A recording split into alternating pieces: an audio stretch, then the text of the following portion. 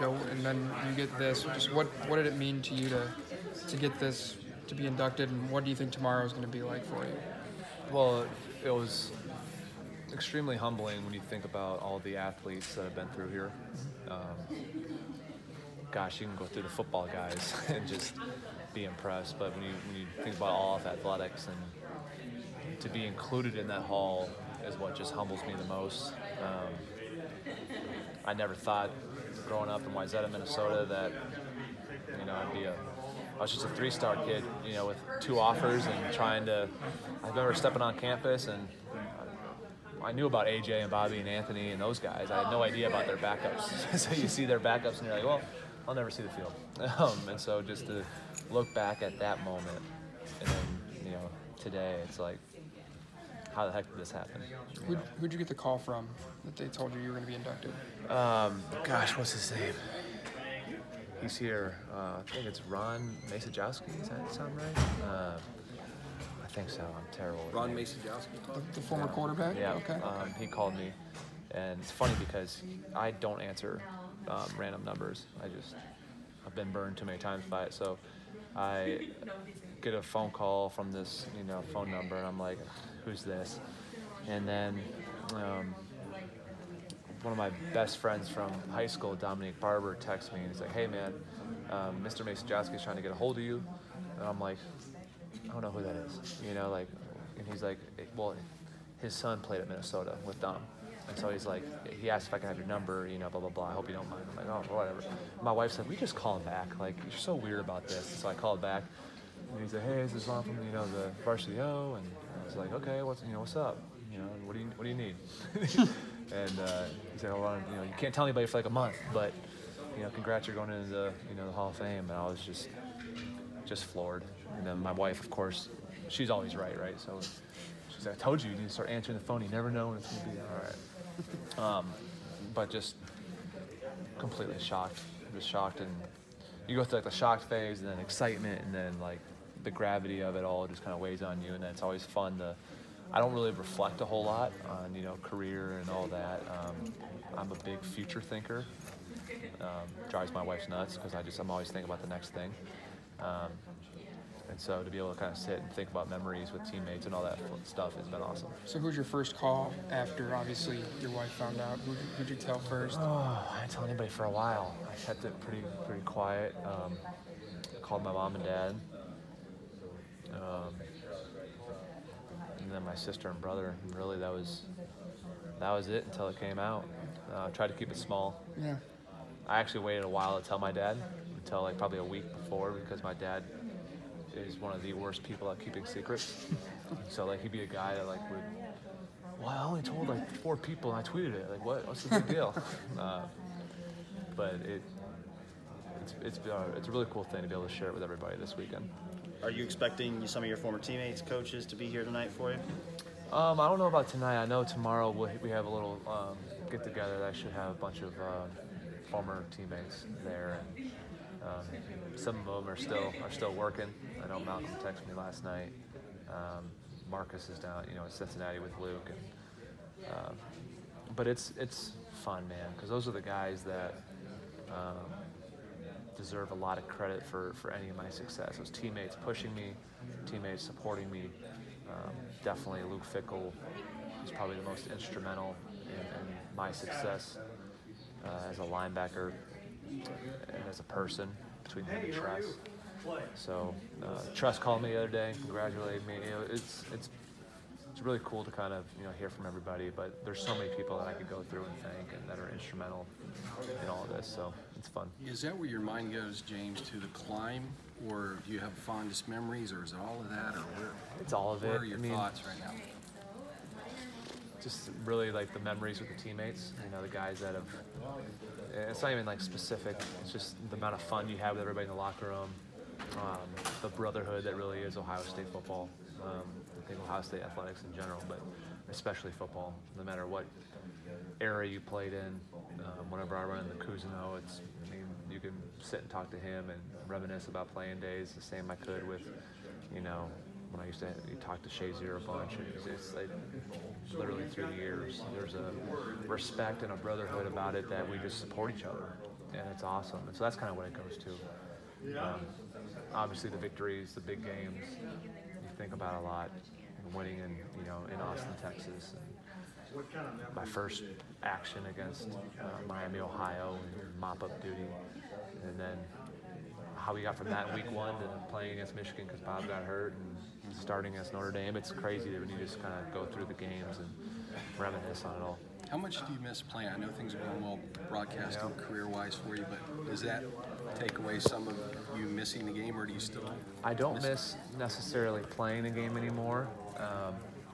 I feel like I emptied that tank the best I could. I miss the locker room, like the camaraderie, the trash talk, the banter back and forth. Got to have thick skin in the locker room. So I miss that part of it. And you still get it from time to time. I mean, heck, I can call.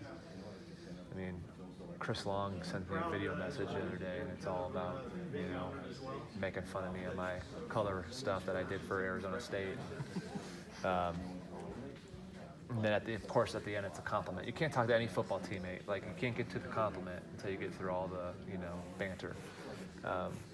But that's what I miss. That's the thing that when you go to a facility, and no matter how good or bad your season's going, meetings could be done at 5:30, and you hang out in the locker room until 7. And you're just like, what else might I do? These are my boys. This is fun. That's the stuff you miss over the actual. I don't miss hitting guards. I don't miss making tackles. I don't miss missing tackles. I don't miss any of that. Maybe one more run out the tunnel would be fun, especially now since they make it all fancy and everything. But, yeah. You obviously accomplished a lot career here in the pros. Where does this kind of rank? I know you said you don't reflect a ton, but just kind of where does this sit with what you've done? I mean, it's up there. My favorite memories are, when you celebrate, obviously, beating the team up north. Those are some of my favorite memories. When you're senior year and you're in the locker room and you got a couple cigars and you're holding the Big Ten trophy, those are fun memories. Yeah. Totality career-wise, this is definitely one of them. Whenever you won the awards was always fun, but again, it's the team stuff that when you're on those, award shows, you're on the road. A lot of times you're by yourself or with a coach. Just one coach comes down with you, and you don't get to celebrate it kind of with your guys. So those team memories stick out. But to be honest, I'm a perfectionist, so I always think about, what we could have done better. And so the things that sting the most are, obviously 06 and 07, not being able to represent the Big Ten well, and obviously represent our university well on the national stage in those BCS championship games. That's what stings. What would your message be to the current players who maybe would like to be in your shoes, be here one day? Just soak it up and just never stop learning. Keep grinding. I mean, Luke Fickell was so good at making sure you were prepared on every single detail of the game that freshman year I was able to step in because he had me prepared as a backup, and I knew I was one play away, and he would stress over and over not just the mental game but just the physical limitations that I thought I had. Just keep working on your craft. Don't give up. Don't get complacent. It sounds cliche, but really it's always improve every single day, because there's no such thing as just staying the same. You're not staying the same. You're getting better. You're getting worse. So if you think you've made it and you're just going to coast through and get lazy, you're just getting worse. Somebody else is passing you. So just keep grinding and enjoy it, because the train that is football, whether college or pros, it's going to keep going without you. You can try to hold on for as long as you can, but it's going to keep going. So enjoy those moments and then put your goals on paper in front of you. That's what Trust made us do, and I think it really helped. You're around the college football game a lot as of lately, but Yeah. Do you have to get into a different, headspace or mindset when you go into a ceremony like this in terms of being honored back as a player? Yeah, what's uncomfortable for me is that you're up there alone, so you wish you could bring your whole roster up with you. because a lot of what drove me as a player was the fear of failing the other guys. You know, is the fear of not only like failing them, but I always wanted to be a leader. I always wanted to be a guy to kind of like show the way and do all that. And so I felt, well, gosh, if you make a mistake on film, that's just going to knock your credibility. And that fear drove me to prepare, drove me to practice harder, drove me to try to win every sprint, try to be mentally tougher than everybody. I mean, from day one stepping on, you know, campus, whether it was Austin Spittler in my own class, you know, just fear of not getting the starting gig over him when our time would come, to recruiting Ross Holman after, you know, being like, oh gosh, you know, everyone here in Ohio is going to love the kid from Coldwater, so you got to, you know, try to outwork him to keep your gig. Just the fear of failing, you know, pushed you. So it's hard for me to stand up there by myself and just because there's so many people that are involved with this, from family to coaches to teammates. You had your first couple games as a broadcaster last week. Yeah. How do you think it went? It went well. You know, what's fun about that is you get to obviously talk about the game you love, and then you get to see kind of campuses and coaching staffs that you haven't.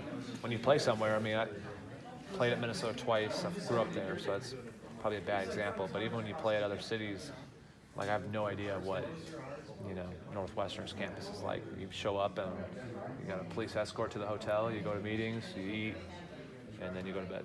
You wake up, bus there, and it's like you have no idea what these other Big Ten cities look like, let alone some of the Pac-12 games they'll get to do in Big 12. So it's fun to travel around, see them, and then meet coaches and talk ball, and just try to communicate your knowledge of the game in a short snippet of time that you get in between plays, especially covering those Pac-12 teams, because they go quick. They go quick, but it's good. It's good. How much, if any, do you reflect on that 05 Michigan game, kind of your first real action, and then all the way to now where you're in the Hall of Fame? How much do you look at that game maybe specifically just because of what it maybe meant or did for your college career? Yeah, what's funny is that, you know, the further you get away from playing, I think like the people's memory of the game actually inflates what you actually did in it. I mean, I literally made like 1.5 tackles.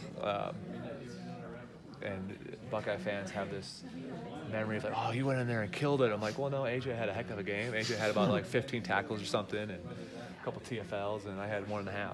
I just, you know, I think about it because there are so many things that happen in my career in both levels where it was just kind of a surprise. You know, first kickoff of the year, Marcus Freeman was supposed to be the backup Sam. I was third string. Marcus tears his meniscus. Not a big deal.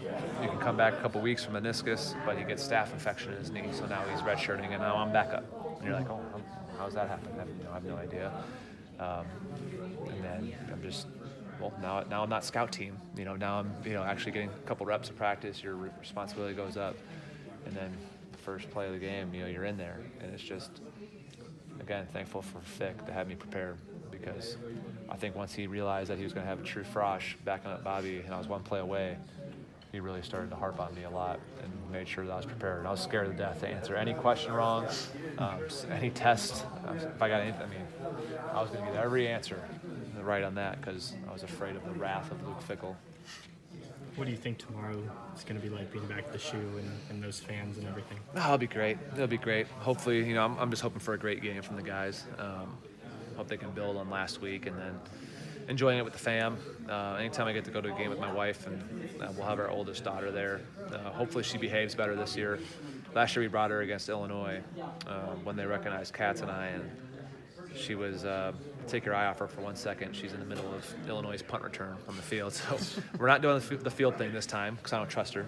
But just to be able to share those moments and get pictures, and, you know, those are the memories that you won't, you know, that I'll cherish, is the fact that when I came from Minnesota and I got through here, I knew I wanted to make Columbus, Ohio home. I love it here. I love the way the state and how much this, you know, area and like high school football means, and just how it brings the community together, and just obviously Saturdays, and there's nothing better than fall in Columbus. So anytime I get to enjoy that with my family, it's great.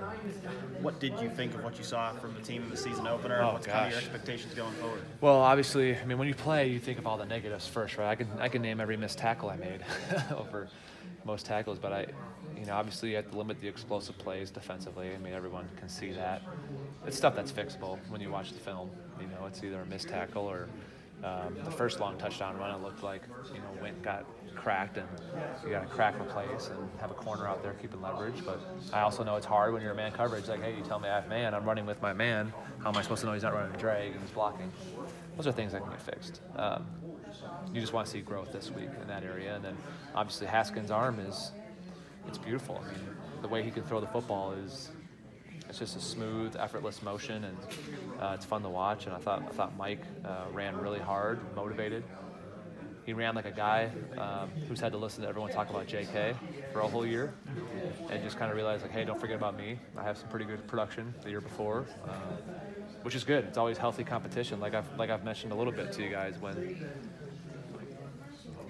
you got better as a player, and it's beautiful about going to Ohio State, and even more so now because they have way more talent than we had in our rosters. But you always, the competition of guys who are recruited behind you will always fuel you to be better. Because if I slip, I didn't trust my ability enough to just think I can go through practice and just cakewalk, because I know that we had Larry Grant there sitting, we had Ross Holman sitting, Brian Roll. You're like, if I stink for a couple practices in a row and these guys look good, you never know. Coaches are crazy. So that competition for the backs is great. It'll be fun to kind of see, because they're going to push each other all year. Have you thought about coaching at all? Oh, yeah. Yeah. Yeah. Is it something you'd consider if the right offer came about? Well, the right offer being, at Ohio State, yeah. Be like a legendary Luke Fickell, just stay here the whole time. I thought about it. I was actually close to joining Luke in Cincinnati, and I just told him I'm not all in on it, and I can't do that to you. It's your first head coaching gig. I'm not going to show up and then have second thoughts. And so I told him I'd kind of have to say no to it. It's always in the back of my mind, just because I love football, but I also love the idea of trying to help mold young men. I knew the way I was, 18, showing up on campus, first time away from home. You can go south real quick. Just a couple bad decisions, a couple, we're all just a couple bad decisions, and one guy gets in trouble, the next guy gets away with it. You're right there all the time. And how can you help young men develop and mature and help them outside of football? Because for a lot of the guys on the roster, a lot will have a chance in the league, but a whole lot won't. And there's kind of two things. The one, they should be celebrated for being a dang good college football player, because that's an awesome thing. I think a lot of times we're so big about who's the next pro guy. Well, being a starter or contributor at Ohio State is a pretty awesome thing, and also helping them, how do you utilize that platform, as you guys know, being in Columbus. When you play football at Ohio State, you can do a lot with that, and helping them realize it and grow. And I think they've done a good job of that. I think Stamp has done a phenomenal job with that, but just kind of help. Maybe that's just Tressel's influence on me over the years. So if Urban came calling and said, hey, I need a linebackers coach, hypothetically. Yeah. Hypothetically, it'd be a long thought process on that one for sure, but it'd be hard to say no.